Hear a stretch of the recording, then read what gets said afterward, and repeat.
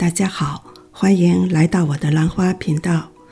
今天准备和大家分享一款经典大花卡特兰，它小苗养起第一次在我手里开花，非常美丽经典的大花。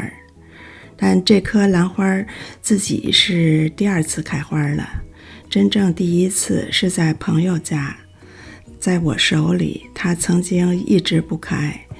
另一个问题呢，是它的球茎曾经非常的萎缩。现在这两个问题都解决了，是时间总结一下。卡特兰养了好几年，曾经感觉是各种兰花中比较不好开花的，但这次这颗兰花能在我家环境里开放，的确带来了变化。这颗卡特兰叫古典古生，60年前就注册的一种园艺兰，它的花非常美丽，只是有点被虫咬了，而且拍摄不太照出它的精华。除了颜色搭配恰到好处，花型是园艺兰追求的经典圆形外，它的兰唇多重波浪卷边十分的华丽。这颗卡特兰的花巨大，在花苞时就有9公分，这还只是它的一个外花瓣，而兰唇内花瓣呢，更是会长到花苞外。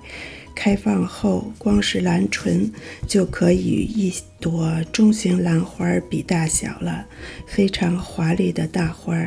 亲眼看到呢，会有甚至感动的感觉。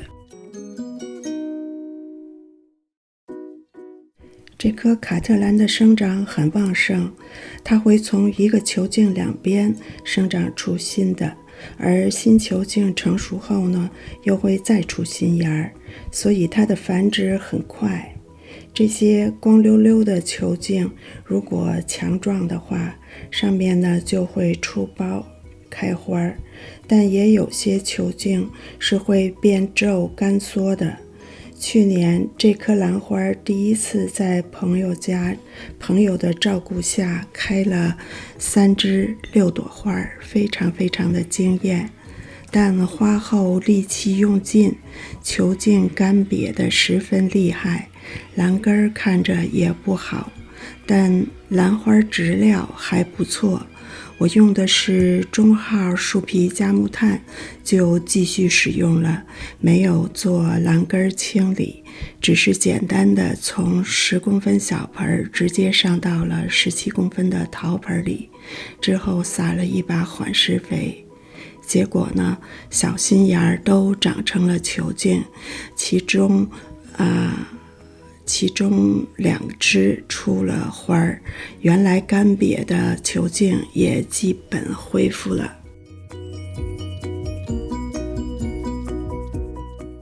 经过和朋友的环境比较，我认为光照不够是这颗兰花呢在我家一直不开花的原因。我还做了一集视频记录这个。所以呢，9个月前的简单上盆，没有扰动兰根以及沿用原质料，就是为了减少变化因素。现在经过增加光照，是通过在户外露养，寻找阳光更适合的位置，同时呢避免晒坏叶子，结果很明显。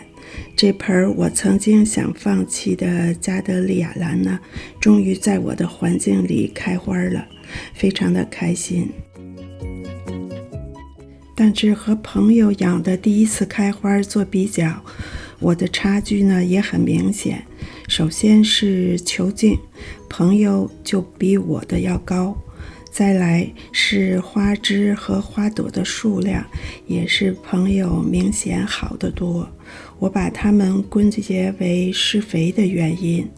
我现在经过了养活和养开花2个阶段，应该准备向多开花第3个阶段前进了。